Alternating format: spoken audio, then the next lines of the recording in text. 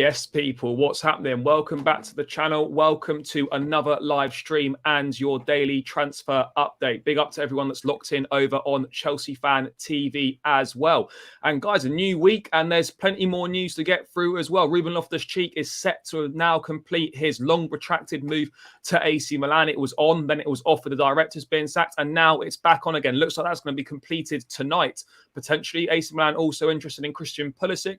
Chelsea have rejected a bid from Galatasaray for Pierre-Emerick Aubameyang as well. Interest in Dusan Vlahovic, and Juventus would take Romelu Lukaku as a replacement. So maybe there could be some sort of deal going on there potentially as well. The Mason Mount saga drags on again. Will he stay? Won't he stay? Let's wait and see what happens on that one. A potential pursuit for Maignan. More on Moises Caicedo as well. There's loads and loads to get into as always. I'm delighted to be joined by Mo. Mo, welcome to the channel, mate. Thank you for coming, bro. Massively appreciate it. What have you, first of all, mate, what have you made of everything that's gone on so far? It's been almost about 3 and a bit weeks since the season finished now. What have you made of kind of the transfer activity and all that sort of thing that's been going on with the club? And first of all, thank you so much for having me on. It is an absolute pleasure to be on your channel. And as for how I'm feeling about things, honestly speaking, I've just been really looking forward to seeing what sort of outgoings we have first, because I do think that determines a lot of what we are going to try and do in terms of rectifying the squad issue that we have. And I think when the season was ending, there was 2 things in mind that I had. I said, for me, we need to confirm a new manager as soon as possible. And the second thing for me was basically about outgoings more than the incomings. Reason being is because we've just had so much incoming that I'm like, this squad is clearly not clear in terms of who's actually part of the plans and who isn't. And I was looking forward to seeing that, a bit more clarity on that. I feel like at first it was quite quiet. I feel like we were seeing a lot of links, a lot of stuff happening behind the scenes. But for the most part, it was pretty down quiet. And I think it had everybody worried. And then one day, the Saudi clubs just come out of nowhere and we just have plenty of deals all happening at once. That put a smile on my face, because that let me know that, you know what, maybe us being silent is actually a fantastic thing for once, because we're doing work behind the scenes to facilitate those moves happening. And it feels like we're hitting the right sort of notes in terms of our business dealings at this point, because last year, this time, we were way too loud. And it created a whole load of chaos that we paid for with that season that we've just had. This time, it feels like we're a bit more calculated. We're a bit more self-assured. We are a bit more composed about how we get things done, with the exception of the Mason Mount saga, which just seems to have so many twists and turns. So personally, that's the only one that's caused me a lot of stress, because I'm just like, I just want a conclusion. I'm tired of hearing from both camps. I don't really care no more. I just want to know what my club looks like going forward into next season. I want to know who's committed. I want the saga to just be over. If he wants to stay, and if the issue is that we are not offering him the contract, then offer him the contract. If the issue is that he's not willing to sign a contract and he wants to leave, then let's facilitate, but also let's get the right amount of money for him, because we don't just want to be a club that anyone can just approach and they can take our players and we just have to take whatever they give us type of thing.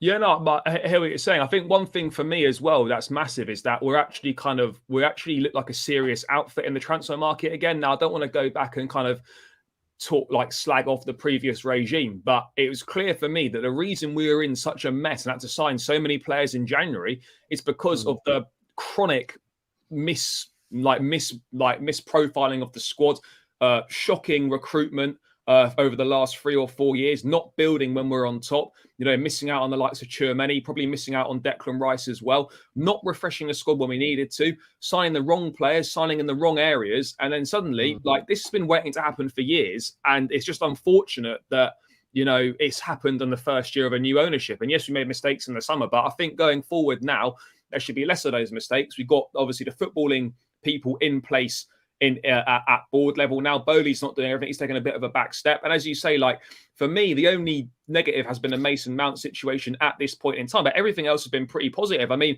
we're not even at the end of June yet. And all right, yes, we can count ourselves a little bit lucky. We've kind of hit the jackpot that Saudi are looking to massively invest in their domestic league, and we've happened to have 3 players that are very marketable to them. But of course, those guys have got to agree to the move. You know, they have to want to go as well. It's not just a one-way thing. We can't force them out the door, so they've had to agree to go as well. So yeah, okay, you could say we've got a little bit lucky there. But in terms of our other outgoings here, is obviously Kovacic is gone, Kai Havertz gone as well. You know, and there's Azpilicueta on his way out, Loftus Cheek on his way out as well. So you're looking at it then. You've got 2, 4, 5, 6, 7, 8 players already, if you include Aspi and Loftus Cheek. Question mark over Mount could be 9. And you've got Pulisic, Chalobah, Gallagher, Aubameyang, Hudson-Odoi. That's another 5. That could be 14 players if they all leave out the door. I mean, look, the board have taken criticism. They definitely have. But I think we've got to be fair and give praise where it's due. This is a sort of squad overhaul that I don't think we've ever seen this before. Like that day, the other day last week, we had like 5 outgoings before midday, all confirmed. So, I mean, have you been impressed with how we've actually managed to shift this many players this quickly and for some decent prices, and some players, rather than the price, the massive high wages off the books? I thought we'd really struggled to get rid of the likes of Koulibaly, Ziyech, Havertz as well. And you know, we have done a great job. Yeah, we have. I think credit where credit is due. Like, let's not make any mistakes about it. Like, these new owners have made mistakes along the way. There are certain things that we can hold them accountable on, but they are learning. They are trying to understand where they've gone wrong, and they are trying to rectify the mistakes that they've made. I think what's really positive about the window so far is that, as much as we've been talking about, you know, the players that we'd like to see in our squad, I think as a fan base, we're all aligned that we just had too many players. We needed clarity. We needed this bloated squad to become a bit more trimmer, and have Pochettino come in and start with a squad that he at least knows, hey, these are the people that this club wants me to invest my time into. Now I know what to do, type of thing. I felt so bad for Graham Potter in this sense, because this is what I was trying to make people understand. Even with Thomas Tuchel's ability to manage, I said there's only so much he can do. This squad clearly needs to be rebuilt. And for me, Thomas Tuchel earned my trust and my respect in what he was able to accomplish for us. And then obviously the disagreement between these lot happened. And then before you know it, he's out of the door. And I'm thinking, okay, well, let's see what your next steps are, because that will tell me a lot. They give Graham Potter 5-year contract. And you're thinking, you know what? Okay, you might not necessarily be like, this is the same caliber of managers, but at least they sound like they have a plan in motion that they are trying to follow. And I'm like, if they do follow it, then at least we know what sort of picture we're trying to build. And then 7 months later, we are basically talking about 4 managers that we've gotten rid of. Everything about this past year for us, I think, has been a bit of a nightmare. But I honestly started to feel positive from that January window. Why? Because the players we were linked with, the types of signings we were making, you could see the people behind the scenes that we've hired to actually identify these talents, negotiate for these talents, have actually now started to have an influence on the type of players we were going to sign. It's starting to look like, and maybe we could be completely and utterly wrong, and we might be jumping the gun on this one, but even the squad that we're building is starting to look like there is some sort of complements that they can have with each other. And I think for me, I've said this, Chelsea is so good at, for a long period of time under Roman even, we became so good at patching things up and going again to compete again. But we became an inconsistent club, and we have to admit what we were seeing in front of our eyes. And because we weren't managing our squad correctly, we were misprofiling signings, we were looking at stats too much and not understanding how to use these players within the systems that we were trying to play, that unfortunately we were not getting the best out of any of our signings. And that's where I think we have a massive problem to address, and I'm starting to feel like we're going to start addressing it now, because we're starting to make the right collective decision that makes the squad come first, rather than just, you know, we sign someone because they have 40 GA or 50 GA in whatever league. Don't let that fool you. We need to look at exactly how this squad can play together on the pitch. What are the traits? What are the profiles that complement each other? And how does a manager then get the best out of them? How do we develop on their talents? Now, the problem we have, and we have to admit this, is some of these players, their values are completely inflated. Yeah. So there's going to be like an expectations management that we're going to have to start actually coming to terms with, that just because we've signed Mudryk for the amount that we've signed doesn't mean we've gotten the same type of level of play as we've done with Enzo. because they're clearly different. One is definitely far more raw and needs more work. One is far more assured and has shown at even the big stage in terms of the World Cup that he's ready to actually do things right now. And with him, it's less about polishing, but more maybe if you can add things to his games. Whereas with Mudryk, for me, and players like him, despite what amount we sign these players for, we really need to look at developing players, and that is what will be the success of Chelsea Football Club. Is how well can we develop these players that we're investing into, and if we do that correctly, I think we are talking to Manchester City directly after that. Because right now, as things currently stand, we're not ready to win. We need a period of stability. We need a period of development. We need a period of alignment, and that's what I think all these different factors now need to bring together, is that we as a club actually know what we're doing. Yeah, no, that's the key thing. And, you know, look, Chelsea have always spent money, but in the past, the answer's been, oh, let's just spend more money. Let's try and buy our way out of our problems. You know, when was the last time really that Chelsea actually signed players and then made them better? Like, you know, it's not something that happens very often. It really isn't. No. And we're in a situation now where we spend a lot of money on players. And the answer every single time players don't work out can't just be let's keep spending and try and spend our way out of trouble. You know, you've got to coach players. You've got to develop what you've got and improve what you've got. Yes, you're going to go and buy players. Of course you are. But number one thing is, can we improve what we already have on our books? If the answer is yes, then let's stick with it rather than going and spending 60, 70, 80 million on someone else to try and solve the problem. If that doesn't work, let's go and do the same again. You just keep spending money when actually, you know, we've probably got decent players in the squad, but we just haven't had the right coaches to get the best out of them. We haven't played in the right system, the right formation, or whatever it is.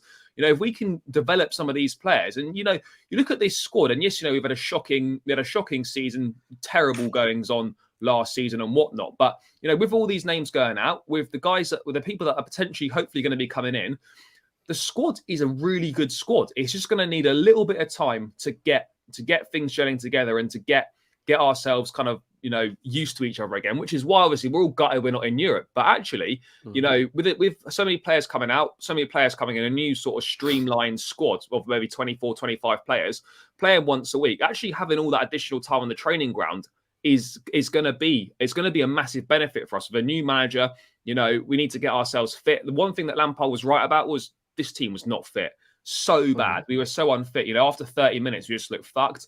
And then, you know, Portugal will get us fit, will get us running about. And, you know, having that extra time on the pitch is great, because when you're playing like midweek, weekend, you know, you're having a recovery session, you're having a light session before a game. You know, that's 2 sessions gone. There's hardly any time to work on anything on the pitch. It's not excuses. It's just reality. There's not much time to work on the training pitch of things. So actually, you know, I'm not saying we're going to be amazing next season or anything, but playing once a week, having no European football and that additional time on the training ground should be a massive plus for us. But, you know, again, it's going to depend who comes in. I've got no problem with all these people leaving the club, but the guys coming in have got to be better than what's going out. There's no point just replacing some of these players with similar quality. You've got to be upgrading on them. Otherwise, for me, it's almost pointless getting rid of them. Obviously, some of them want to go and didn't want to be here. That's fine. But, you know, if we're saying the likes of Kai Havertz or whatever it is, like, we need to make sure that the next guy that comes in is better than him. You know, there's no point replacing with like for like. So, you know, yes, these outgoings are great, but I'm going to hold judgment a little bit on the window until we see what comes in to replace it. Because if what comes in to replace it is not better, then it's not really a great window in my opinion. But mate, let's move on from this. Let's start with one outgoing that looking like it's almost done. Ruben Loftus-Cheek. How do you feel about him going? Because obviously, you know, he's been here for a long time. He had a couple of loans, one at Palace, one at Fulham.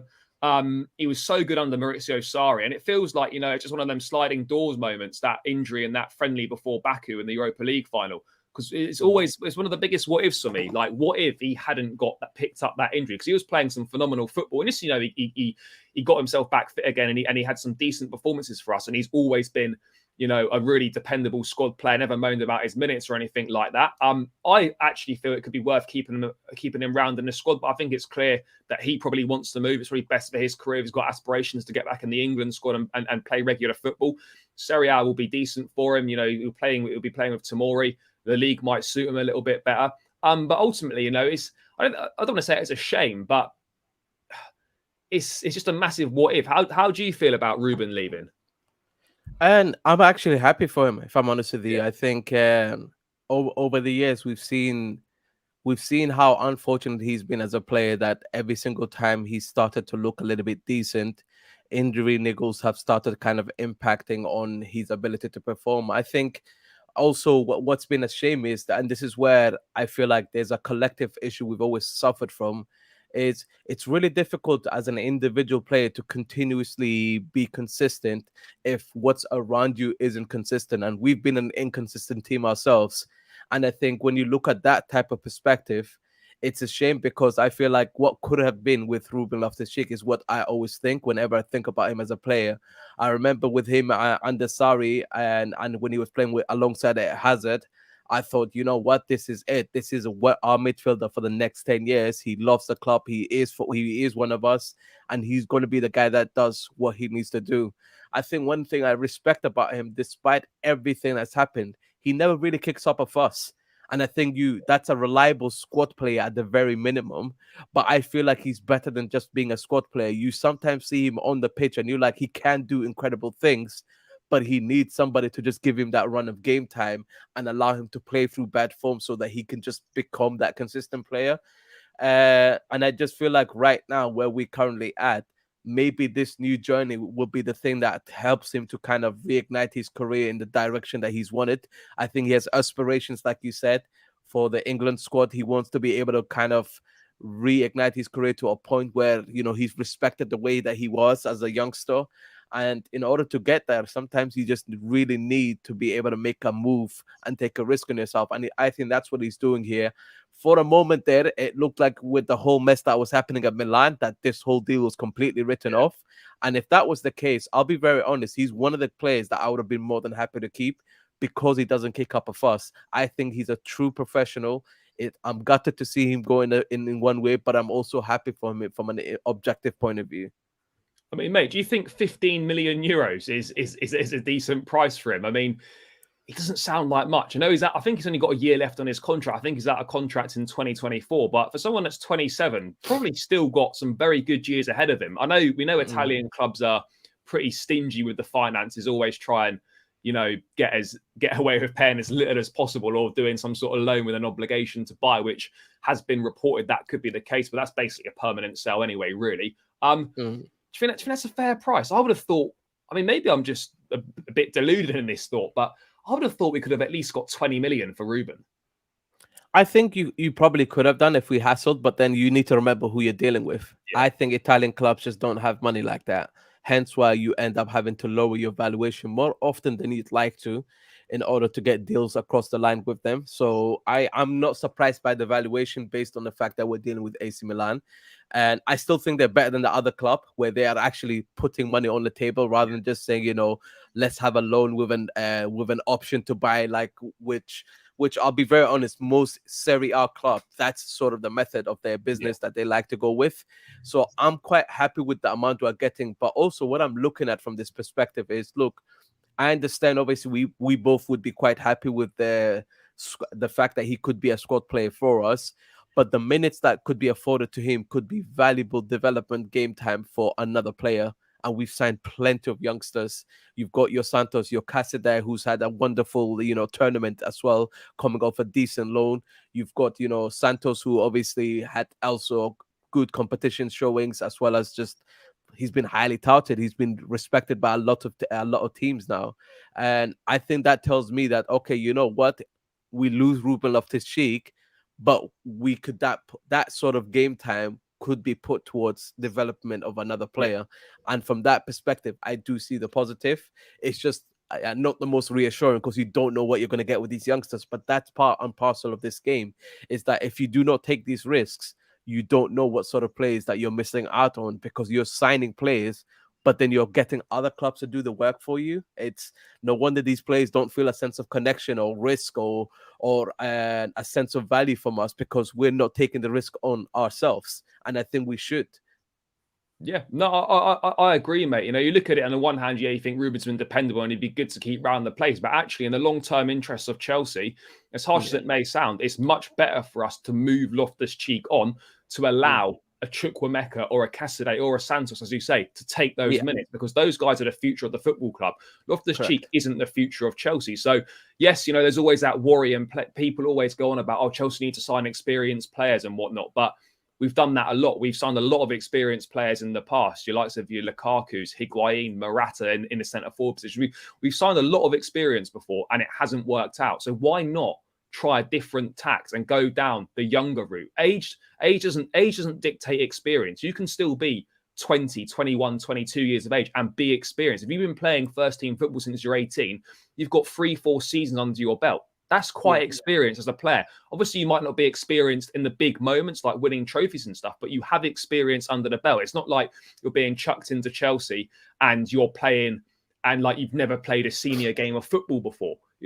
Like that just isn't the case. So yes, it's sad to see Ruben go to an extent, but actually those minutes are going to be much better used for a Chukwuemeka, for a Caicedo, for a Santos. And that's the way we've got to start looking now. You've got to be looking at succession planning. You look how, I know this is a slightly different example, but you look how Real Madrid, for example, when they still got that old guard midfield. I know we don't really have we kind of had, you know, the Kovacic, Kante, Jorginho situation, which has all moved on now. But when you go in from Casemiro, Kroos and Modric, Casemiro leaves, everyone thought that'd be a massive problem for Real Madrid. No problem at all. They've succession plan. They've got Tchouaméni, they've got Camavinga, they've got Jude Bellingham, and then they've got obviously Valverde as well. So those four. So they're going from Casemiro, Modric, and Kroos to Camavinga, Tchouaméni, and Bellingham, which is an unbelievable succession planning. That's the sort of thing that we need to be doing. And I think we are going down that route now. Is that when we phase these midfield players out, like we are, like your Kovacic's, like your Loftus-Cheeks, like your Kantes and whatnot.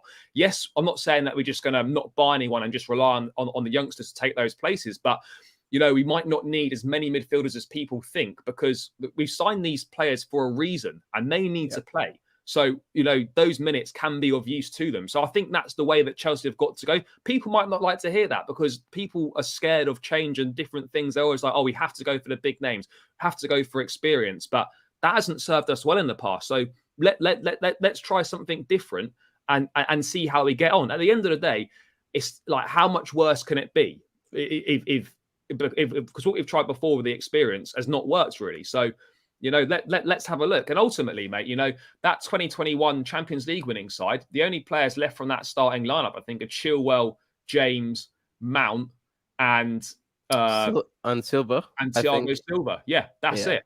Those four, and Mount's questionable. So, you know, we're already from 2 years ago having a massive change as well. So, I mean, let's wait and see what happens on this one. You know, in terms of, like, obviously Loftus-Cheek will be replaced, but you know, let's wait and see kind of what youngsters stick about as well. But just sticking with midfield, mate, let's talk about Moises Caicedo briefly. Obviously, you know, we were expecting a bid last week. The outgoings have taken a little bit longer, which is why the bid's not come in yet.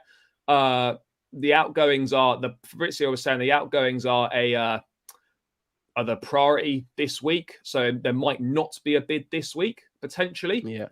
But where do you stand with Chelsea and Caicedo? Obviously, we don't want to have a situation. So reportedly, personal terms are agreed. Brighton have set an asking price at 85 million. Could change if Chelsea feel lowballed or unfavourable instalments, but Chelsea don't intend to do this to avoid competition. The aim is to bid this week, but it could take time as Brighton are tough negotiators and no interest will likely come in for Caicedo in time. So Brighton are probably looking for some sort of bidding war. We do need to kind of, let me say, get a move on, but considering we're in the driving seat for this, we really don't want to be in a situation where we've seemingly been at the front of the queue and then we just get robbed at the last minute kind of thing. I mean, where do you stand on this Caicedo thing? And I'm not saying it's going to be like a one and done in terms of a bid, because it very rarely is, but we know we have to get this player. So we can't be fucking about going in with like 65 million. We're going to have to be pretty close at our first attempt. I mean, how do you see this one playing out? Do you ultimately see us getting him? I think ultimately I see us getting him. I think the fact that we remain so calm about it, it's quite a confidence boost. It can be a bit considered a little bit complacent on our part, but I think when you see how, you know, situations are fallen, I mean, the Arsenal dropping out of the race for Caicedo just kind of eased our path in the sense that they've said they're going to put all their eggs in the basket of Declan Rice. And we don't know what's happening with that situation, but they're clearly pursuing that as a priority over Caicedo.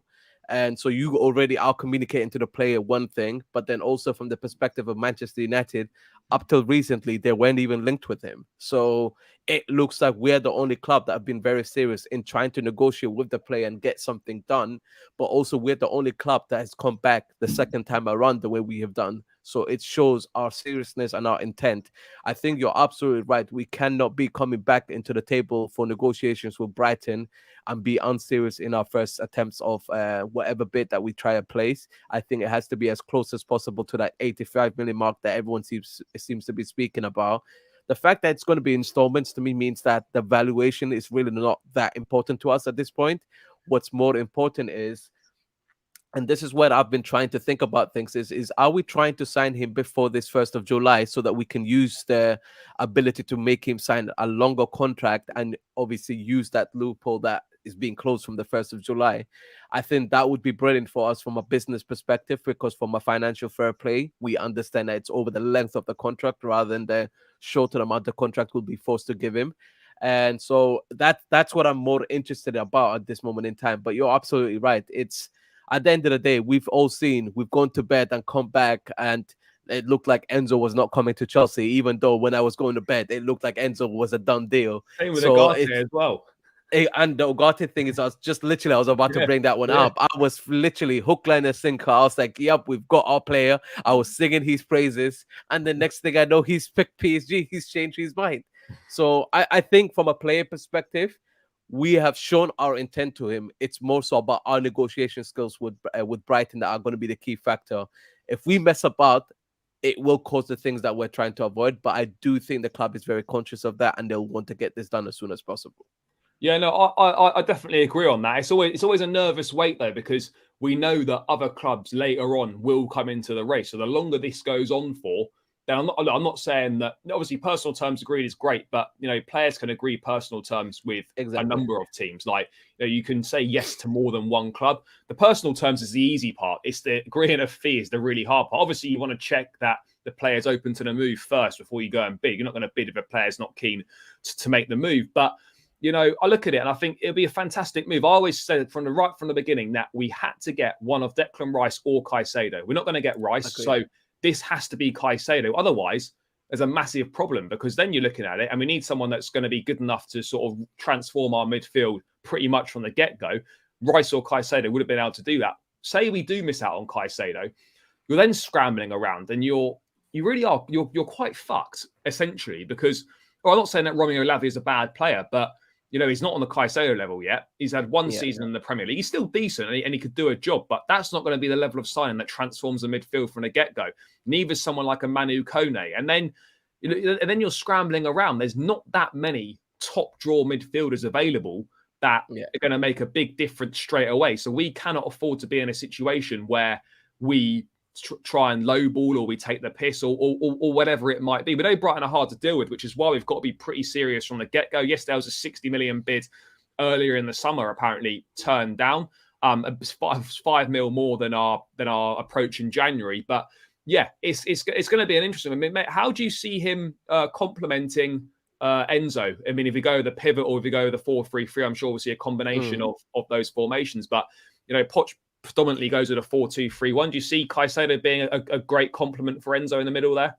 100%. I think what's very nice with both players is they're both comfortable in dropping deep, receiving the ball, being part of the build-up play, but also they're very comfortable in finding areas of the pitch where they can kind of have, options for whoever is on the ball and allow them to kind of progress the ball in a manner that really helps the team to kind of make the most out of their final third. I think that's why I'm really happy with someone like him. It's the fact that I know for a fact that he not only immediately improves our team, but we know that he is the type of partner that we've been looking for Enzo to have. And I think Enzo's game will be even much better than what we've already seen. And we've already been quite impressed with him.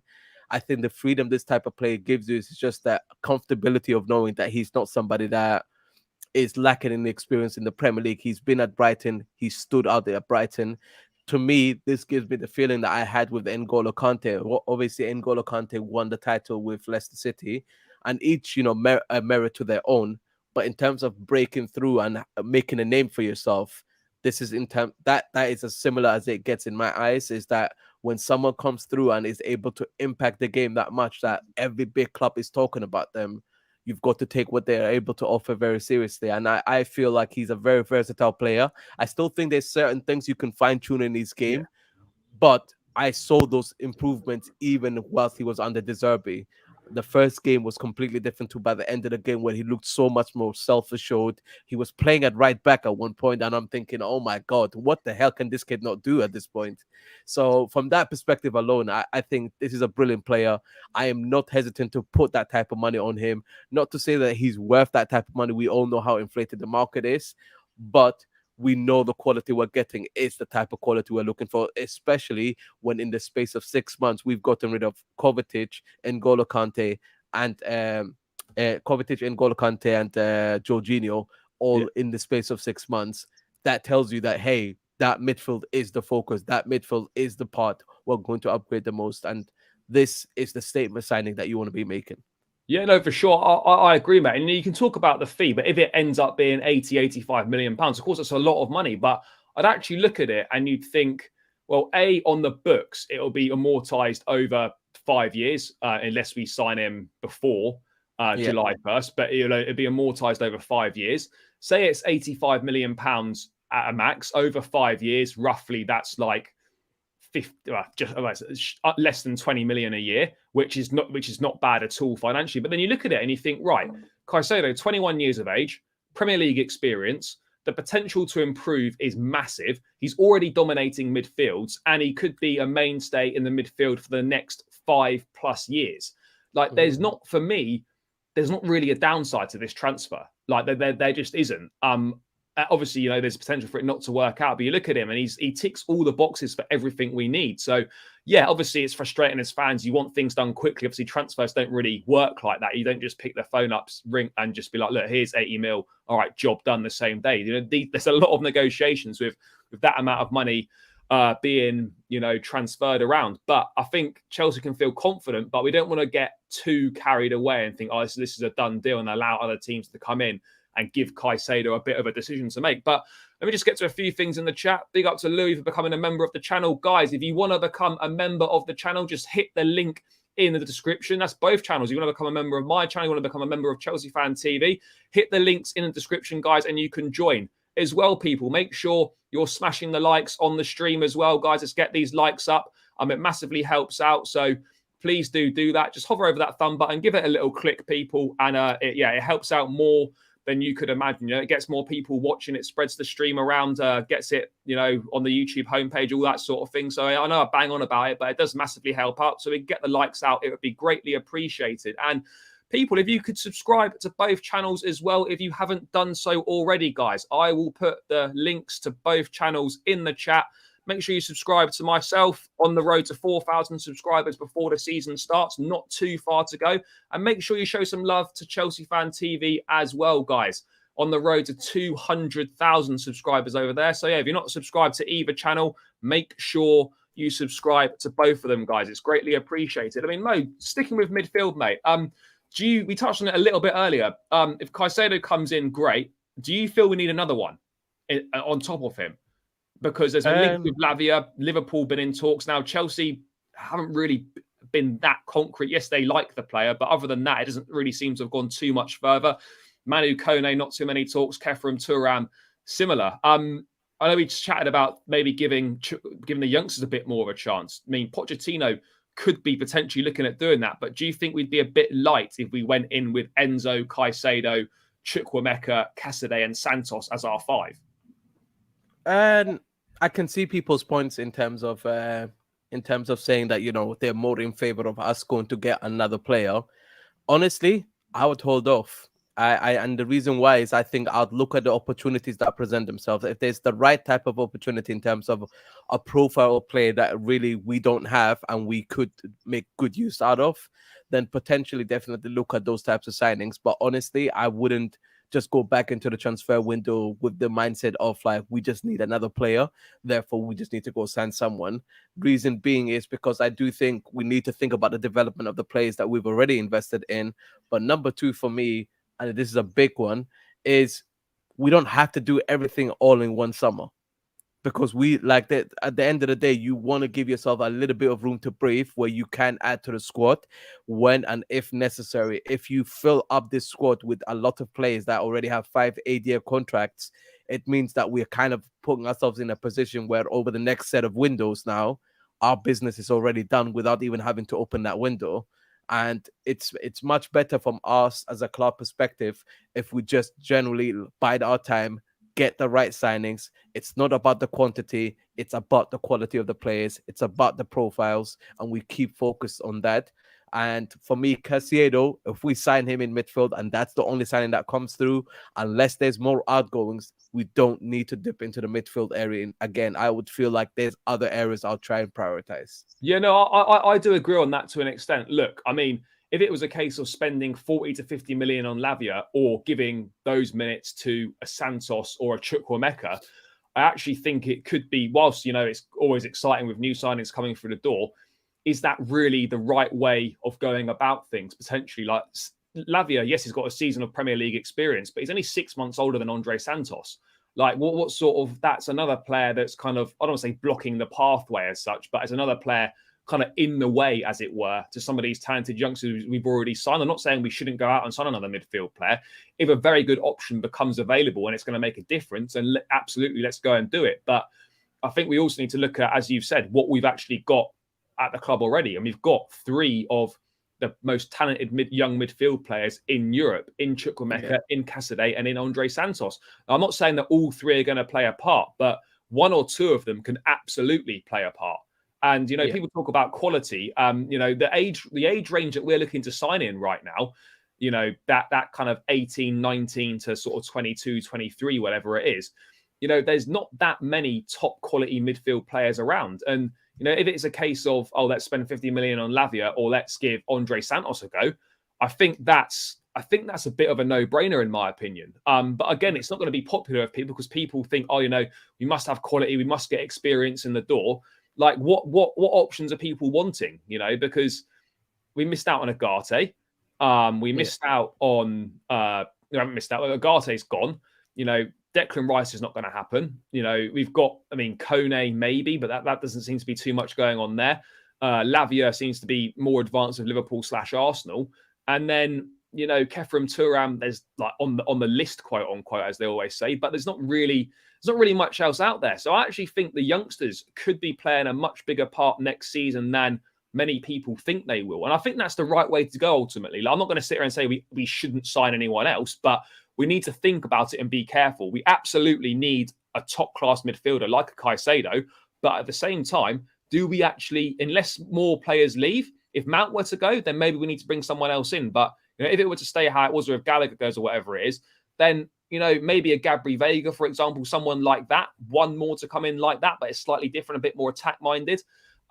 So, yeah, look, I think it's going to be interesting. Let's kind of see how it goes on that front. But, mate, I want to move on to goalkeepers because that's always a I say interesting discussion point. There's a lot of Kepa haters out there. Actually, look, for what it's worth, I've said before, people in the chat know this, but, Kepa's not as bad as people make him out to be. Yes, he's not going to be a goalkeeper that's going to win Chelsea the Premier League, and we absolutely need to upgrade there. But if he were to be number 1 next season, that's not as big a disaster as people think it is. Yes, I want us to get a new goalkeeper, but if the right goalkeeper is not available, then I'd rather us save the money and look at the goalkeeper situation in a year's time or whatever it is. But just on it, obviously Mendy's gone. We do need another goalkeeper.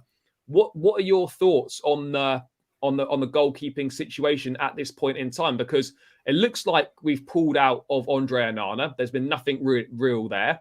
We like Mamavashvili at Valencia, but again, would he be a first choice? Would he be coming in as a second choice? And then we're also considering a move for Maignan, who will be very expensive. We've pulled out of Onana for financial reasons. Surely Maignan is going to be just as much, if not more. Where do you sit with this goalkeeping situation? You've got Selena coming through, but I don't think he's quite ready to be a number 2 yet. Certainly not a number 1 at his age with a lack of experience. Onana would have been great, but that looks like it's gone cold. Just we could come back in for him. What are your thoughts, mate? Because the goalkeeper market's not great either. It's really not. I think, honestly, the honest truth is we've needed a goalkeeper since we've lost Courtois. Yeah, And respect to Kepa, I think Kepa was a player that we signed under a lot of stress because we just needed to get a deal over the line, and we paid what we paid for him. He's had multiple chances to really make the play that position his own, and I don't think he's as bad as we make him out to be. But I do think he doesn't instill confidence in the players that play in front of him, and I think that's where the problem lies. Is when that happens, that relationship is very important for us to resolve in some sort of way, whether that's changing the players in front of him or whether that's changing the keeper himself. I do think last year was probably the one of the bigger improvements I've seen in him, where I've had a bit of hope. But even then, I still would say he's a backup choice at best to me. yeah, And I do think this goalkeeper situation is far more urgent than people realize. And I do think it's one of the things that keeps us back. And Onana for me became my first choice, especially after that final. And I had already had high hopes in him from when he was playing for Ajax. That's the keeper that I wanted us to initially sign before we signed Kepa. But for whatever reason, it didn't work out. Then the whole ban stuff happened. It is what it is. I just wanted to know under Inter, has he still got the same sort of traits as a goalkeeper? Is he able to comfortably play out from the back? Is he able to make important saves? Does he instill confidence? Does he communicate effectively? And all of those boxes for me, he ticks. Maignan falls under that same category. Again, a goalkeeper that I watched at Lille as they were winning the title there. I thought really highly of him then. I then saw him get injured, unfortunately. And I think towards the back end of last year. yeah, And then he only came into the team towards the end of the season with Milan.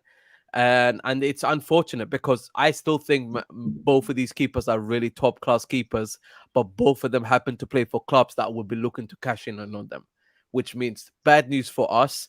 So when we do go in there, unless we have players for these clubs, which surprisingly we have yeah, players for them, we don't seem to be finding a way to negotiate with them for the keepers because they want to deal with that completely separately, entirely on its own. And that's a downside for us because they are going to try and make us pay because they are aware of the fact that we desperately need a keeper. So it's a tough one.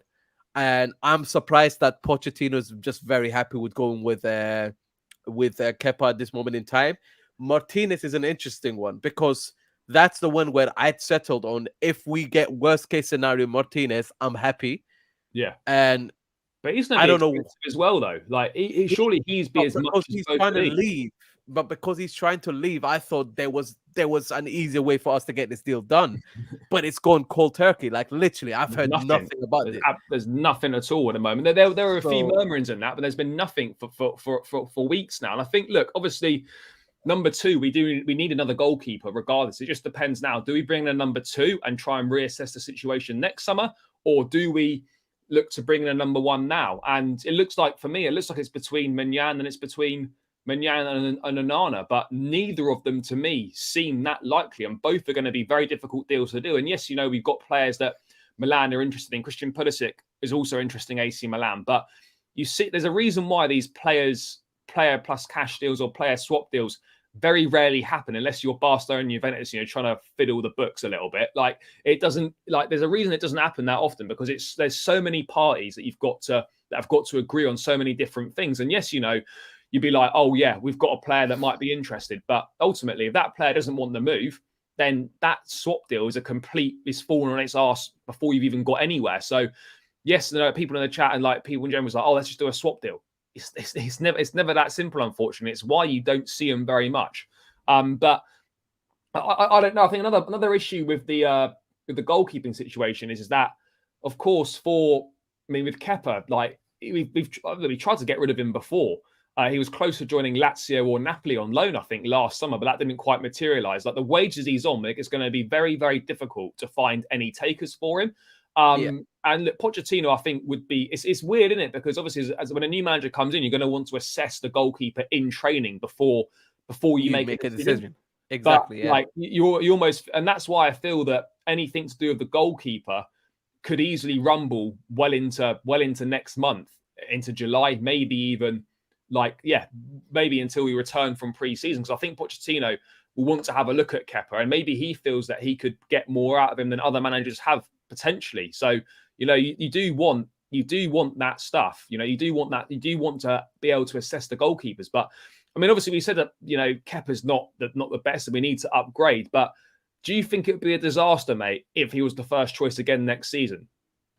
No, I don't think it'd be a disaster. I've seen Sarri with a worse squad do a good job in getting the best out of Kepa. So did have Hazard as well to help us. he did, but again, when you think about it from the defensive perspective, we didn't really concede too much under Sarri, and in comparison to what's been happening over the last more recent seasons, and I look at Kepa and I think we sometimes make him out to be the biggest issue in our squad, when the reality is there's a collective issue. I think when you have so many errors in your games as a squad, that is one of our biggest things that we need to correct. The amount of goals and errors that we give to opponents is something we need to address, and it's something that I think has been bugging me far more than just the keeper. I still think at some point we do need to address the goalkeeping situation in some way, shape, or form, but it needs to be the right keeper. The last thing I need is for this decision to be rushed and we end up signing someone that then is also wrong for us. So from that perspective alone, if we need to slow down and say we want to get this right, we're going to do more scouting. We're going to make sure we do more negotiation behind the scenes to try and get the right type of deal for the keeper that we would like at our club. Then so be it. I support that decision. If that means that's one more year of Kepa, and from next year on we have a keeper that we can rely on for 5-10 years, who am I to complain at that point? I'm nobody to complain. But right now, as things stand, I think the reason why it worries so many people is because we're seeing upgrades happening in a lot of areas. We're seeing a major overhaul. Nobody expected Kepa to be the guy that stays. And you kind of feel sorry for Mendy. Mendy, I feel like had a shorter period of time where he was not on top of his form. And then he was benched, didn't want to sign the new contract. He's out of the squad before you know it. And it's a shame, because when you look at the money side of things, if you think about who would have been kept, I would have thought Mendy would be more likely to be kept because he's on lower wages, and whatever he's demanding is something that is far more reasonable than whatever Kepa is on already. So it's a bit of a shame, but I understand why things have happened the way they have. I just want us to get it right. And if Kepa has to stay for one more year for us to get it right eventually, I'm okay with that. Yeah, it's about getting the right decision. It's not about just hastily bringing someone in. We've done this too many times before. It's better to wait and get things right than rush it and get them wrong. And we've got things wrong too many times before. So we need to if the right target's available this summer, absolutely go for it. But if the right target's not available this summer, let's say we're going to go for Maignan. If Maignan says, actually, do you know what? I want one more year in Milan, and then I'll come to you next summer, then let's wait. Let's not then go and panic buy someone else. We are going to need to buy a goalkeeper because we need a number 2.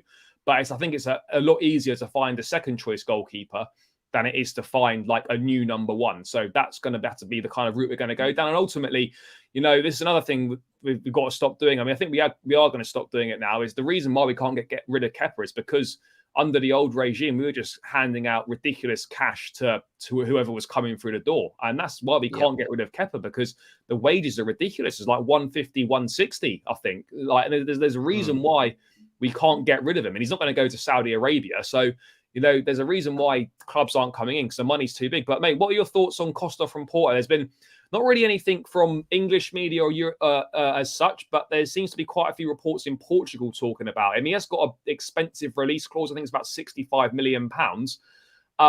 That's a lot of money. I'd almost rather spend that on a Nana and Maignan, if I'm being totally honest. I don't think Costa's terrible. Portuguese number 1. He's obviously experienced Champions League player and whatnot. But I don't know about this. I mean, it wouldn't be a disaster, but it doesn't strike me as someone that's the first choice for the club.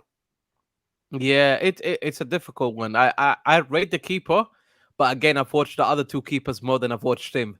Hence why I'm way less comfortable splitting that type of money for a keeper like that. And I think obviously the fact that they are under some sort of financial sort of obligation to sell potentially could be meaning that we don't have to pay the release clause and we could get him cheaper. But if it means that we're getting him for a similar amount of money that we're being quoted for Maignan and Onana, I think we look at Onana and Milan because they both are keepers that I think have proven at the top level that they're reliable keepers. They're comfortable on the ball, and I've watched them a lot more. I feel more comfortable with going with keepers like that, and I don't feel as comfortable with Diego Costa. But from what I've heard from the people that do watch him quite a lot, they do rate him quite highly as well. So it's a tough one, I think. And Chelsea just needs to assess their situation very carefully and make sure they make a decision that is best representative of what we want to do as a squad. Yeah, no, I absolutely agree, mate. And we're just going to have to wait and see what happens on this one. As I said, Pochettino's going to assess Kepa in pre-season. So I think the goalkeeper situation, unless something is available to be done quickly, like this is going to be one that could be one of the last things to be done. I think I would be expecting us to not really have a goalkeeper until pre-season's done. If we are going to sign one, because as I said, Pochettino is going to want to assess Kepa and kind of make his own choice there. Mate, let's talk about strikers briefly. Obviously, we've signed Nicholas Jackson. Very quickly, mate, what are your thoughts on that? And good player from what I've seen in terms of the money we're paying. And clearly, in my opinion, this looks like a one that we're trying to develop. I'll be very surprised if he's the first choice. And I'm unfamiliar with him in the sense that I haven't not watched him over the course of a season. I've watched a few games of his. There are definitely areas of these games that are really strong and quite favorable to us. But there's also areas in which I have a bit of doubt. I think his physicality is my biggest doubt at the moment. Doesn't look the strongest of players, but he looks quick. He looks like he can link up really well. He looks like he knows how to find the net. So there's certain things that are falling in his favor. But my question is, how well can he deal with physical teams that sit deep and give you no space? Because that's a lot more often than not, Chelsea Football Club will be dealing with those types of oppositions. And I always have to ask myself, is my striker prepared to do that? And how well can he deal with that? So it's a tough one. And I think if we're going to sign another striker, I'm happy with him. If he's our number one choice, I have no idea what to expect. Yeah, I think it's going to be tricky. And, yes, people are calling for another striker, and we probably do need another one. But again, like the goalkeeper market, the striker market's not great. We're not going to get Victor Osimhen. We're not going to get Harry Kane. Those are the two big names on the market. Then looking at players like Dusan Vlahovic or Lautaro Martinez. And then you maybe players like Kolo Muani. But there's not actually that many decent strikers knocking about. Ivan Toney would have been my choice, but obviously the betting bans put pay to that. I look at Jackson, I just think it's a win-win, really, because we're not paying a big fee. If he does well, then we've got a good player for us for cheap. If he doesn't, in 2-3 years' time or whatever it may be, he'll be about 24, 25. And you'd imagine that we'd at least make our money back, if not make a slight profit on him. So it's kind of win-win from that situation. He's going to develop. He could be decent. 12 goals in 26 appearances is not bad for Villarreal. And, people moan, oh, it's not really a big name. But then if Brighton or Brentford or someone like that had signed him, they'd be like, oh, wow, their scouting so good. But then Chelsea do it. And it's like, well, why are we doing that? Why aren't we going for someone better? People want us to find these players before they become good players, but then moan when we try and do it as well. So it doesn't. You can never win. you can just never win. What I would say is that, I think he's a decent finisher. I think, he's quick. He's direct. He takes players on. Obviously, for someone of his height, he's not that great in the air, but he'll develop. He'll obviously develop as a player. And I think Pochettino can get good development out of him and develop his game. But we have to be patient with him. It's going to be tough. He's not the most experienced player. It's a new league. The step up from Villarreal to the Premier League is going to be big. But again, I think he'll get ample minutes. There's obviously a plan to use him, and Chelsea have obviously seen something in him that makes us think that he's going to be able to offer something. So I guess we just have to get behind it and back it. We've signed loads and loads of expensive proven strikers in the past. Absolutely haven't worked. So why not go down a different route? It can't be any worse than the hundreds of millions we spent on centre forwards over the years, who have had massive CVs and goals galore in the game and have been a disaster at Chelsea. So as long as we don't give Jackson the number 9, I think this could be all right. And before we get on to Vlahovic and stuff, how big a role do you think Armando Broja is going to have this season? Because reports are saying that Pochettino is a fan of him. I think Broja actually would have played quite a lot last season if he hadn't got injured. Yep. But I mean, how do you see him being used this season? This is a big season for him coming back from that injury.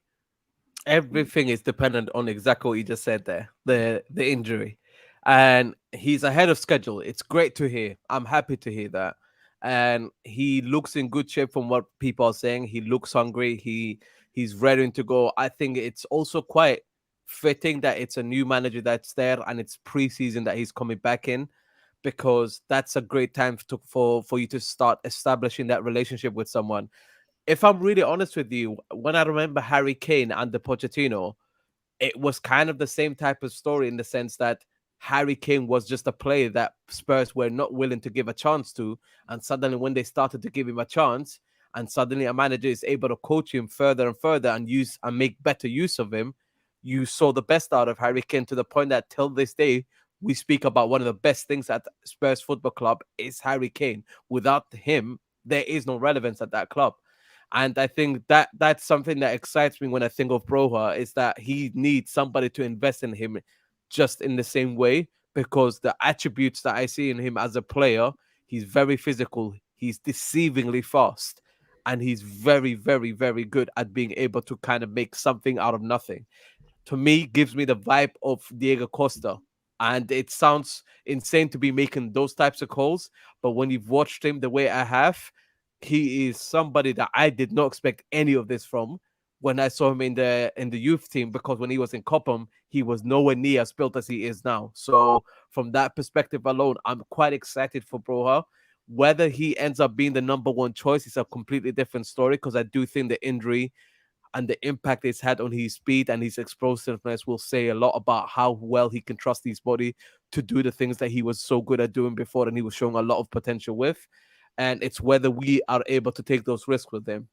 I think Pochettino's the right guy, though. Yeah. That's the thing. Pochettino's the right guy to kind of do that type of risk and give him those opportunities. So it's now just about seeing how well that injury recovery has gone. Yeah, no, for sure. And I think there's potential there. There's good attributes there. There's good ability there. He's shown that he can perform well-ish in the Premier League. The first 6 months of his own at Southampton were decent. He was scoring goals. He looks quite good when he was playing sort of in the first half of the season just gone. Scored a great goal against Wolves. He's got that pace. See if he's lost a yard of that ACL injury or not. His physical attributes, he's strong. The club clearly believe in him. He was close to leaving, but then he signed a new 6-year contract. Now you could argue, is that them believing in him, or is that them just trying to protect the value of an asset? Could be a bit of both potentially. But I think there's definite potential there. Pochettino is one of the best managers around at developing youngsters, so we could see something decent there. But again, I think, having been screaming out for a goal scorer for so long, it would be a big gamble, in my opinion, to go into next season with Jackson and Broja as our main strikers, with Nkunku also, who could do a job there. I'm not saying it would be any worse than the big names we've had in the past or that road we've gone down. But, when you're looking to address goals, and we were 30, 40 goals short last season, easily. I don't know if 30, 40 goals are going to come from Nkunku, Jackson and Broja. That would be my issue, but maybe it can. I'm not sure. But mate, what are your thoughts on Dusan Vlahovic? Obviously, Matt Law reporting today that Juve are interested in Lukaku as a replacement for Vlahovic. Chelsea signing Vlahovic and selling Lukaku would kill two birds with one stone. Well, I absolutely would. I mean, what are your thoughts on Vlahovic? I mean, because we're linked with two Serie A strikers in him and Lautaro Martinez. Lautaro seems to be a fan of his. We don't tend to hear an awful lot about Vlahovic, but on Vlahovic, he was close to joining Arsenal from Fiorentina, went to Juventus. Hasn't really worked out too well for him. I don't think Allegri's style particularly suits him that well or gets the best out of him. I think there's a talented boy there. If you could find the Fiorentina Vlahovic, then you've got a very decent player on your hands. But, I mean, what are your thoughts on this one? And I think he made the wrong move. He signed for the wrong club, if I'm honest with you. I genuinely do believe he could have banked for Arsenal had he made that choice, because you just have to look at that Juve squad. It's an aging squad with a manager that, in my opinion, is far too pessimistic in terms of how he plays football, and I didn't feel like it best complemented his traits as a footballer. I think he's a good finisher, and I understand last season he's not had the best of return on that side of the game, but I do think that the team has affected him far more negatively than people realize. And he's physical, he's strong, He's got an eye for a goal. He's able to finish from a distance, but also find himself in the right areas in the box. He's dangerous in the air. There's so many aspects of his game that at Fiorentina that I was like, freaking hell, where did this striker come from and why is he so good? That when he signed for Juve, this is the dip I expected to happen to him. And then he's now in that dip and they're now looking to get rid of him. And I do think it's the best move for him. If we can get Vlahovic and we get rid of Lukaku in that process, it's one of the best things we've done as a club, in my opinion, because I do think his traits are far more transferable to the Premier League style of play. And it would be very interesting to see a player like this under Poch and us having a young, hungry squad, how he could lead the line for us. And I do think he would get far better and goals return rate than what he has at Juve, because I do think we just need to fix our issue in terms of creating chances, which I think Graham Potter was far more closer to than people realize. We were creating a lot of chances, way more than we did. Like when as soon as Lampard come in for the last 10 games, our chance creation went through the floor. I know we weren't scoring under Potter and we were losing left, right, and centre, but we were actually creating a lot more chances than we had in a long time. Yeah, and the issue we have is that if people were to try and realize sometimes, just objectively speaking, what are the issues, sometimes it is player related, sometimes it's a system related thing. I look at Vlahovic and I don't think he's gotten worse as a player and we've overrated him. I think he's actually a good player. He's a good striker, but this Juve team is not good enough. We have to say it as it is, and they've clearly got to do a massive rebuild at that club. I don't know how they will, based on all the madness that's happening at that club in terms of now apparently they're trying to even get out of playing in the Conference League, which I'm like, I don't know what the hell's going on. But again, difference of opinion is a difference of opinion. I think if you don't rate him, then fair enough. Maybe you didn't watch him the way I did when he was at Fiorentina, and from that perspective, he had no right to be as good as he did when he was there. Somewhere in the middle is where I think I see him as at, and I think he's far better than what we've seen him at Juve, and that Juve is far more at fault for not bringing the best out of him. And if we can get him and we get rid of Lukaku in that process, which we all know how we feel about Lukaku, it's business well done from everybody. No, it absolutely is. I mean, as much as Lukaku loves Inter or claims he does, I'd be surprised if he went to Juve. But you know, we've seen similar stranger things happen in football. In terms of Lautaro Martinez, another one that's linked with the club. Look, I like Lautaro. I think he's a decent player. Back-to-back 25-goal seasons in all competitions for Inter Milan. He's predominantly paid in the 2 over the last few years, up with Lukaku, up with Edin Dzeko. I actually think he's good. The only question mark people have over him is, can he play up front on his own? Because we're unlikely to play a front 2. It seems that that Pochettino seems to be a bigger fan of Lautaro than he does Vlahovic from reports that are out there. Do you think Martinez would be a better fit for Chelsea than Vlahovic would be? And again, these are different profiles of players. Yeah, it's totally and different. This is where my issue lies with it. Lautaro, I think, would frustrate a lot of people. We would literally call him the new Werner, just the Argentinian Werner, because he misses a lot of chances, but he offers a lot in terms of his work rate. He's a very hard worker, and he's very good at finding the right type of spaces and being in the right sort of situations. But again, I say that the reason why we see Lautaro the way because when he was back at his home country, again, I saw a different play, a play that could finish. Now I don't actually associate him with those things, and it's because he plays for Inter, and it's just the way he's been used over time. Yeah. Finishing is not the thing that they try to carry on working with him. Instead, they use his work rate, they use his other ability and technical ability, which I think that's where his strength lies. His technical ability, his link-up play, his ability to actually find the right space. He's good at those stuff, but then he can't finish. And if that's the case, again, Chelsea fans have seen this far too often. We don't want that. So it's a difficult one. I think they're two different profiles. Personally, I would prefer Vlahovic over Martinez, but if Pochettino's very confident that he can get the best out of Lautaro and show me the same version that I saw back in his home country, then hey, Pochettino, I'm willing to back you as a manager. You get the play that you want. That's one thing that I definitely agree on, is that we're all going to have our individual opinions on what strikers we like and who we want. But ultimately, if Pochettino decides that he wants Lautaro Martinez, He thinks that he's going to be right for his Chelsea, and he's going to be right for the system he's looking to play, and he thinks he can get the best out of him. Then we absolutely have to believe in the manager and back the manager and give the manager what he wants to the best of our ability. Obviously, we're not going to be able to get every single one of his top targets, but we've got to back the manager as much as we can, give him as much chance as possible with the players that he wants. And if he decides that Lautaro is his guy, then let's roll with it, because the other options out there aren't particularly good. And people go on about Osimhen. Guys, we're not going to get Osimhen. It just isn't happening. For 120, 130 million euros, the other teams are going to be interested in him. With no Champions League football, you're looking at a top player. It's going to be very hard to convince him to come. In my opinion, but I mean, strikers again. There's not really too much going on. I think once outgoings get finalised this week, I think next week and into the first couple of weeks of July is when we perhaps might see a lot more things heating up in terms of incomings. Matt, I just wanted to move on to the final thing before we round this one out. We couldn't possibly talk all things Chelsea without touching on the Mason Mount situation. I know the guys in the chat on over the last couple of days have been banging on about it. There's been kind of a few more developments, as it were, as such. Let me just find it now here. Mason Mount will report for training and make himself, I don't know why this is news, will report for training and make himself available for Chelsea's pre-season tour of the States if a move to United remains on hold. Funny, well, it's not really news that professional with contracts turns up to his job. Not exactly an unusual thing. But mate, where do you stand with all this? Because 1 minute he's going, reportedly, and he wants out. The next minute, he actually doesn't want to stay. And then there's what is clear is that there's been nothing offered to him since February. So people that say if he wants to stay, just sign it. There's nothing for him to sign.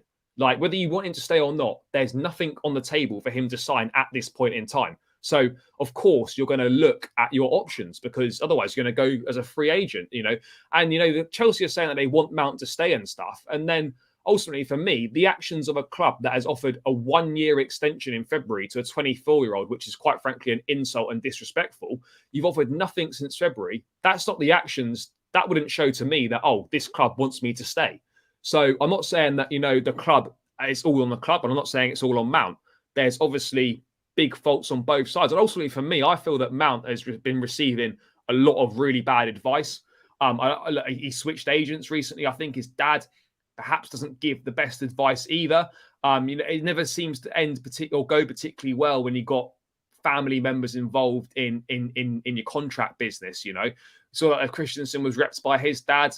Players are represented by family members at times, and it doesn't particularly end well. I just think he's been really, really badly advised, and ultimately, I don't know, that offer's still on the table for United. United maintain that that's their final offer. And if Chelsea decide to go back and accept, then they will. If not, then that's kind of the end of it. Where do you stand with all of this? Because deep down for me, and I could just be being naive here, I actually don't think Mount wants to leave the club. And I think Mount wants to leave the club. I'll be so on it. Yeah, I think he does. I think the relationship between the owners and Mount has basically reached a point where basically it's no return. And this coming out when it did, for me, looks like damage control, because at the end of the day, if the deal doesn't work out, Mount is going to have to face the fans. And when he faces the fans, if the fans have already written him off, it's not going to be an easy environment for him to work in. So this feels like damage control to me. And I'll be honest, I just want the saga to be finished and over with. Whatever the case, whatever the truth might be, it looks like it's not working out for anybody involved. And the best thing that we can do is get the right amount of money and sell him on right now. I generally do believe that, because in terms of where things have kind of been going for months on end now, it's just both camps revealing stuff about each other, but not quite fully revealing the truth.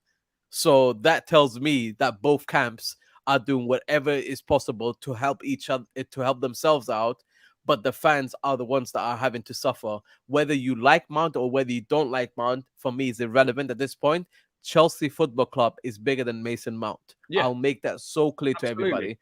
And for me, I want this saga to be finished so we can focus on fixing our club, on rebuilding our club, on making sure our club is back in the Champions League next season. This saga dragging on does not help the stability of our club. Hence why, for me, I just want a conclusion. It needs to be done. From what I can see already, I expected this Mason Mount deal to be done before Kai Havertz ever would have done. Yeah. The fact that Arsenal's interest came out of nowhere for Kai Havertz and has been managed to be done so quickly as it has lets me to believe that this deal is being hung up on based on valuation of that player and nothing else. Otherwise, I think Mason Mount is ready to go. The club are happy to get rid of him, but also at the same time, I think if that's the right thing for everybody involved, it just needs to happen in some way, shape, or form, because the damage for me has been done in terms of what can be retrieved from this. I don't see how it can be retrieved, because at the end of the day, you have to look at it from a match-going fan point of view. The people that I know that support Mount at games have all been really heartbroken by what they've seen unfold. Some of them where they are siding with him, but some of them where they feel like he's also playing a game. So it's regardless, it's a toxic environment for the player. So the best thing for the player right now, as things stand, he needs to go. That's simple as for me.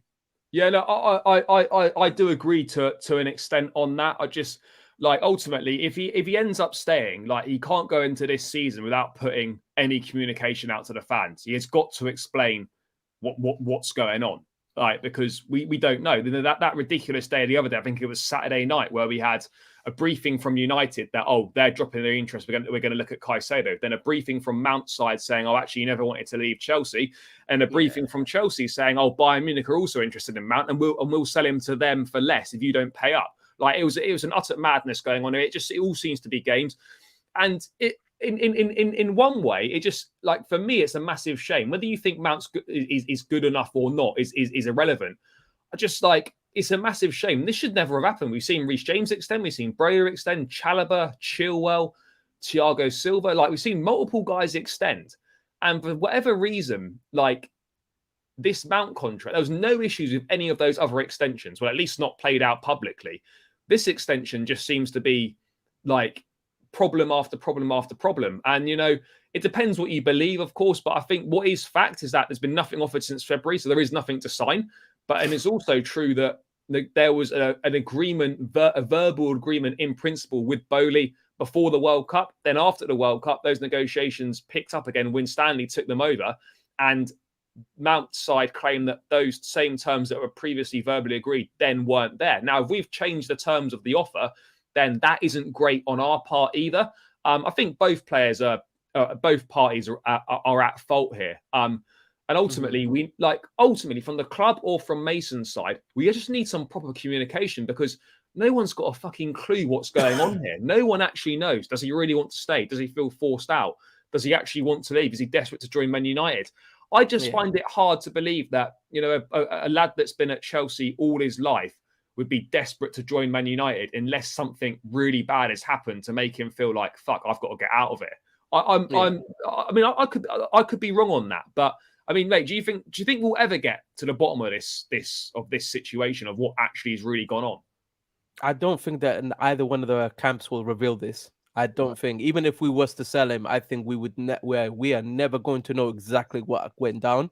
But from what you can see, if you look at it just objectively as possible, it looks like there was some sort of contract negotiation, there was some sort of word said, there was some sort of renegotiation of whatever that was maybe close to being agreed upon, to then just complete like, we don't want to talk to each other no more. And that's where we're at now.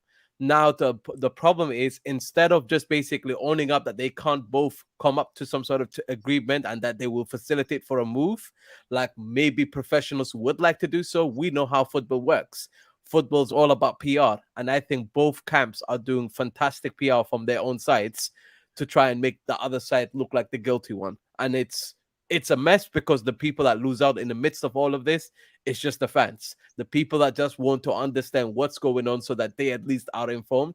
And we're not going to be informed correctly. Each side is going to give us their side of the story, and we're going to have to somehow come up with the conclusion of what we think went down. Regardless, it looks like there's not going to be agreement that is going to be made between these two camps. That's why, for me, the healthiest thing that can happen is Mount just leaves. I don't think we can afford to take a risk where we go into him next season with him, for example, and there's a chance we could lose him for free if we can't convince him. Like, you're taking a big gamble if we're trying to back ourselves to get him to sign. You'd rather take the 60. I mean, you want 65 million. There's a look. I respect the club for the fact that they're sticking to their guns. The player's under contract. You know what the price is. This is our price. We're not moving. If you want him, pay. That's how it should be. We can't be teams are going to try and take advantage of us, because we need to get rid of a lot of players, and people are going to try and take the piss. United know that 65 million is the asking price. So you either pay that and get the player, or you don't pay it and you go and find someone else. And so I respect the club to sticking to their principles on that point. But I also feel that, actually, as you say, we want this dealt with one way or another this week. This needs to be dealt this week. Pochettino starts work on the 1st of July, on Saturday, and then the players start coming back a week tomorrow, sort of in dribs and drabs sort of thing for pre-season. We cannot afford, under Pochettino, new manager, to go into pre-season with this Mount saga still not dealt with. We need a conclusion one way or another, because you don't want that going on in the background when you're coming into a new job. It's a massive rebuild. Lots of stuff needs doing, and you've got that going on in the background. And we don't want him being constantly asked fucking questions. Is he staying? Is he going? This week, you've accepted the bid from United, because I don't think United are going to submit a new bid. So you either go back to them, look stupid, and be like, "Oh, we will accept this offer," or Mount gets his head down. You stay in. If you're going to leave on a free, you're going to leave on a free, but you need to communicate with the fans or whatever, and then we move from there. We have to have an answer this week. This cannot go on. This cannot go on for another week. They really can't. It really can't. And I mean, look, it is a tricky one. I honestly never thought it would come to this. I never thought it would come to this, that Mason Mount would leave Chelsea for Man United. Are you, mate? Just very briefly, are you surprised that this is very close to happening in terms? Because I wouldn't have had Mount down to leave this summer. I wouldn't have expected this whatsoever. No, I think but it just goes to show. Like, I didn't expect Christensen to leave. I didn't expect Rudiger to leave. I didn't expect Courtois to leave in the way in which he did. The only person that I generally did expect was Eden Hazard, because they came knocking God knows how many times. I'm like, eventually he's going to have to leave. And it's Real Madrid as well. You don't say no to them. Exactly. Whereas as things have happened in more recent history with us, we've lost a lot of quality players on a free. And to me, it doesn't surprise me that with Mason Mount, we've gotten to a point where there's 1 year remaining on his contract. We haven't found an agreement yet again, even though it's new owners. Because before, I would have blamed the old regime, and I would have said to you, the old regime are just terrible at getting these contract renewals done. But now I'm just like, I don't know what's going on, but whatever it is, it's not healthy. And we need to rectify this as soon as possible so that it doesn't create a toxic sort of thing that we're going into the season with. That's why, for me, it looks like the situation is over. We just need to accept whatever it is. So if it means that we accept their latest offer, of which I think a month's up to 60 million with add-ons. Yeah, 55. It's 5. Yeah, that was rejected.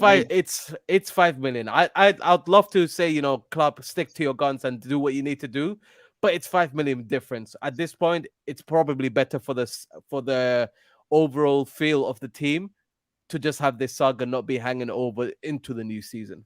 Yeah, no, mate, I absolutely agree. I'm sure there's going to be more on this as the days go by. Probably be more on it this week as well. I don't really know what's going to happen. Ultimately, I've got to the point now where obviously I'd like him to stay, but I'm actually beyond caring now. I just want this done. I just don't want to be talking about this anymore. It just needs to be finished. We need to move on from it.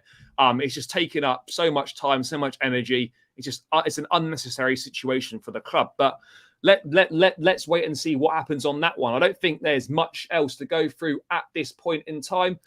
So we're probably going to round this one out. Guys, make sure you smash the likes on both channels. Let's get people. This is poor conversion rate over on my channel at the moment. Over 70 of us locked in with only 38 likes. Guys, we're doing Chelsea conversion rate here. Make sure you get these likes up, people. Let's get this to at least 50 or 60 likes over on Chelsea Fan TV. Let's try and get this up to 100 plus likes, guys. It does massively help out, so please do that. Let's get let's get these likes up, people. Make sure you subscribe to both channels as well on your way out. I'll pop the links for myself and Chelsea Fan TV in the chat. So please do subscribe to both channels on your way out, people. Thank you, as always, to everyone for getting involved in the chat. It's greatly appreciated, as always, guys. And yeah, as I said, on the way out, smash the likes, subscribe to both channels. The links are now in there. Mo, thanks so much for your time, bro. Massively appreciated. If people want to follow you on Twitter and all that sort of thing, what's the handle and all that? It's the handle that you see literally on screen. Please follow me on Twitter. If that's if you want to talk about Chelsea and anything like that, that's where you'll find me, man. Yep, guys, make sure you do that. I'll also link it in a description down below. If you can't be bothered to type it in, you can just click on the link. It will take you straight there. But yeah, guys, smash the likes, subscribe to both channels if you haven't done so already. I'll be back tomorrow with another daily transfer update. Let's see what news awaits us then. But until then, guys, enjoy the rest of your evening. Take care and up the Chelsea.